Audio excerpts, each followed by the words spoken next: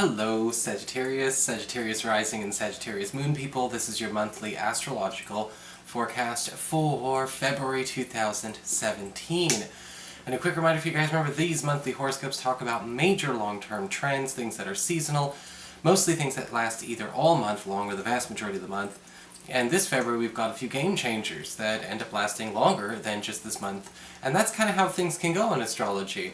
We've got a couple of aspects this month that last 3 months, even 4 months, and so just gotta keep that in mind. And if you are interested in more of the shorter term aspects, you do want to check out the weekly horoscopes. The first half of them are exclusively astrology, and they cover astrology first and then tarot, so it's like the best of both worlds. So, what is going on with your chart this month? Well, in the beginning of the month, we do have Mars and Venus together in your 5th house of love and romance, and it is absolutely one of the most romantic months for a Sagittarius, and a lot of you single Sagittarius people are going to be finding yourselves full of plenty of options. You're going to have plenty of options because Venus is going to be attracting lots of attention to you from new people and even possibly from people who are already around. And that is also because it's merging with the best of Mars, which is giving you a bit of a competitive advantage. Mars has moved away from Pisces, where Mars is not a very happy camper in Pisces anyway, but when Mars ends up going into his home in Aries, he's working all the stronger. When we talk about competitive advantages towards getting and holding the attention of our intended, that's what we want. And with Mars and Venus working together, you can expect a lot more affection, physical and emotional, with a partner, or possibly even just find a very romantic, very affectionate potential partner during this time. And these energies are going to be going on again all throughout the month of February. On the 6th, we have Jupiter turning retrograde in Libra in your 11th house of friendships and social networking. And Jupiter retrograde is not a bad retrograde whatsoever. In fact, when Jupiter goes retrograde, it just changes the way Jupiter brings its luck and its good fortune. When Jupiter is direct, it's all about expanding, it's all about bringing new people into our space, it's all about bringing all kinds of new, but when it's retrograde, it's talking about uncovering hidden treasures that are already in our own backyard. And usually when it comes to Jupiter retrograde, you can expect that, a friend who's very close may actually be coming into some kind of great new opportunity they'd like to share with you over the next 4 months. Jupiter's going to be with us in retrograde here up until June, so this could be an opportunity to even start working with a friend or get closer to a friend that you may not have actually thought was, as close as some of your others. Jupiter retrograde in the 11th house can also indicate an opportunity to find clues or maybe even extra funding or resources towards getting some kind of dream project or bucket list ideal underway if there's something you've got to achieve in this lifetime, whether it's traveling, whether it's reconnecting with different communities, maybe it's trying to get more personal life experience under your belt in terms of getting yourself into crazy new situations, or also at the same time maybe even just sort of challenging some of your personal boundaries. Jupiter retrograde is going to be making all of that happen, but interestingly enough, it's happening closer to home than it is out in the big wide world. So it might seem a bit of a paradox, but that's kind of how Jupiter retrograde works. It gives a prize in the paradox.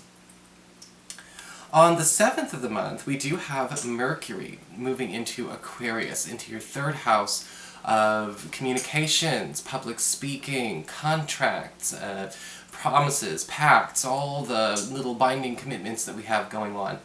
And with Mercury in the 3rd house, a lot of you Sagittarius people might find that you are up for some kind of training program at work to advance your position, whether it's getting some kind of training or authorization or maybe even hours underway so that you can get a promotion or perhaps even move into a new department or designation that's going to pay you more money.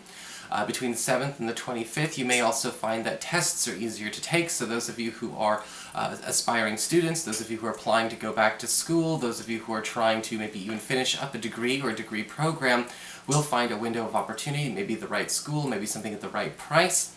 I also like Mercury in the communications area because it talks about getaways, it talks about little 3-day vacations and all kinds of little things going on in the middle of the month. possibly things you might be sharing with a sweetheart with that Venus and Mars in your 5th. On the 10th of the month, we've got a full moon lunar eclipse in Leo. Okay, this is your 9th house. This is the area that governs travel, higher education, government and legal proceedings, as well as multicultural exposure. And a full moon lunar eclipse in Leo can bring a huge culmination and a huge ending, but not necessarily something bad. And the reason it's not bad is because it's connected very, very well with very many positive aspects to Saturn, Uranus, and Jupiter all at the same time. So it's a very well supported eclipse. It's not a nasty eclipse. And when we have this go on, some of you may actually be ending some kind of commitment that you've had that's bound you up when it comes to maybe something that's prohibiting travel, prohibiting a move. Some of you may even be getting ready to end some kind of commitment that you have with your local government, or maybe a legal situation that's been going on for too long.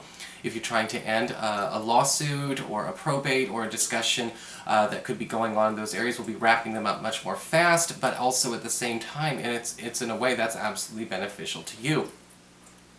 The thing about the lunar eclipse, though, and then you got to be prepared for it, is that it will start tearing down some cultural walls.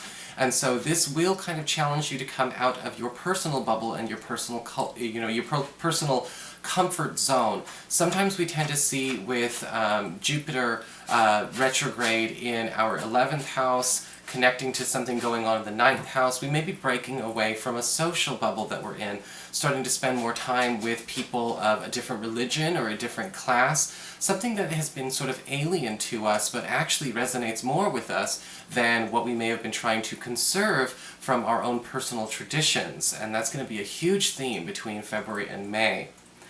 On the 18th, we do have the Sun moving into Pisces, into your 4th house of home and family.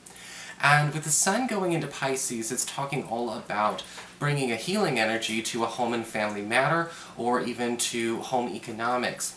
If you've been having some trouble with roommates or with relatives, the Sun is going to be bringing peace back here. If you're looking for a way to even bring more money into the home, if you're looking for tenants, if you're looking to maybe even restore some balance to a home situation with your children or your spouse, this is the time to see where we can get more out of these relationships. Later on, we've got Mercury going into this very same place, and this is great for a lot of you Pisces, Sagittarius people, Mercury's going into Pisces, but I'm talking to Sagittarius, where those of you who are looking to get on the move are going to have a good opportunity. If you're looking to maybe purchase a new place or rent a new place, find a new lease, or do something about changing your living environment, changing your surroundings. The Sun and Mercury in this area up until about the 2nd and 3rd weeks of March are going to be very, very much supportive of this shift.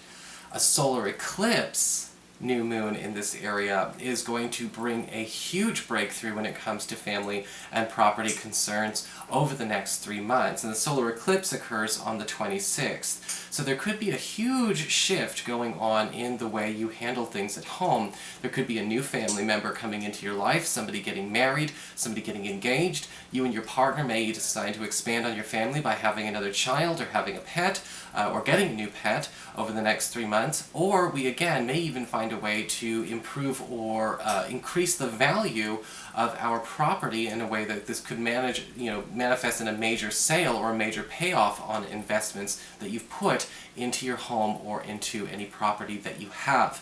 So all in all, a very, very nice turn of events going on this month in February.